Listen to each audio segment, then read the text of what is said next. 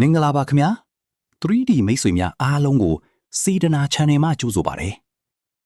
အခုပြပေးမှာက2026 17ကြိမ်မြောက်အတွက်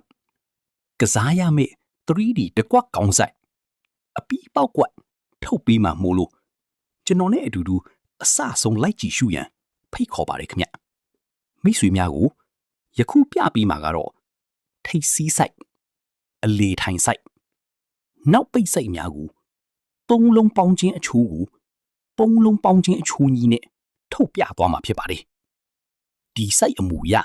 ထုတ်ပြမှုများကိုဒီတစ်ဆိုင်ချင်းစီတီချာကြည့်ရှုပေးဖို့ကျွန်တော်အနေနဲ့မေတ္တာရက်ခံပါတယ်ဒါမှဒါလင်းဘေးဆိုင်မူသည်ကျွန်တော်တို့ကဏ္ဍတစ်လုံးဖြစ်နိုင်ပုံမဖြစ်နိုင်ပုံကိုမိတ်ဆွေများအနေနဲ့ဝေဖန်ပိုင်းခြားနိုင်မှာဖြစ်ပါတယ်ပထမဦးဆုံးထိတ်စီးဆိုင်အရင်ပြပြီးတော့မှာဖြစ်ပါတယ် ကျွန်တော်ရဲ့ဗီဒီယိုအခုမှဝင်ကြီးမိတ်ဆွေများအနေနဲ့လည်း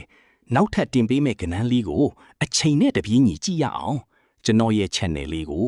subscribe ဆိုတဲ့အနီရောင်စာသားနှိပ်ပြီးတော့ဘေးက notification ခေါင်းလောင်းလေးကိုနှိပ်ထားပေးဖို့တောင်းဆိုချင်ပါတယ်ဗျာကဲဟုတ်ပြီကဏ္ဍယူတဲ့ပုံစံလေးတစ်ချက်ကြည့်လိုက်ရအောင်နော်